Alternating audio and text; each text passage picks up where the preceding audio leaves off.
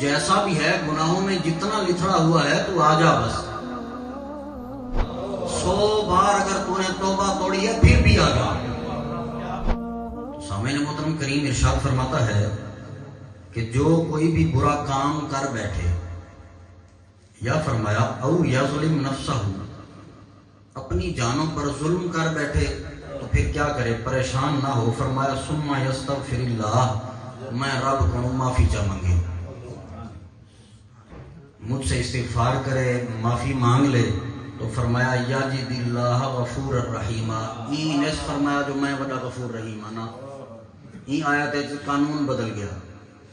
N کہنے فرمایا میں غفور رحیم ہوں. فرمایا یجد اللہ واجدہ یجدو ہوتا ہے پانا. یجد اللہ وہ پھر اللہ کو پا لے گا وڈا غفور دے وڈا رحیم. لیکن اگر میں اس کا ترجمہ یوں کروں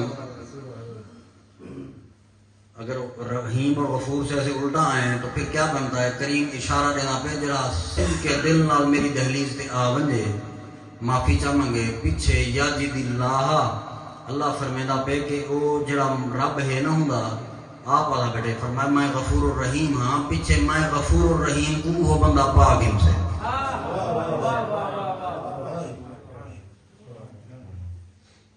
حضرت عبدالخبیر رحمۃ اللہ تعالیٰ نے ایک ربائی لکھی فارسی میں اور اتنا عشق تھا مولانا روم سے کہ آپ نے مولانا روم کے دروازے پر وہ ربائی لکھوا دی. آج تک لکھی ہوئی ہے.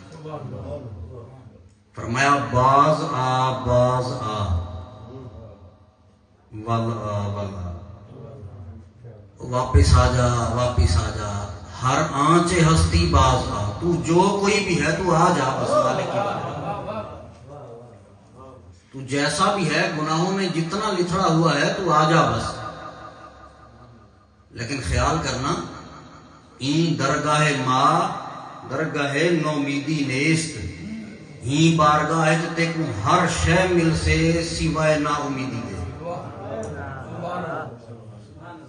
اس بارگاہ میں تمہیں نا امیدی نہیں ملے گی.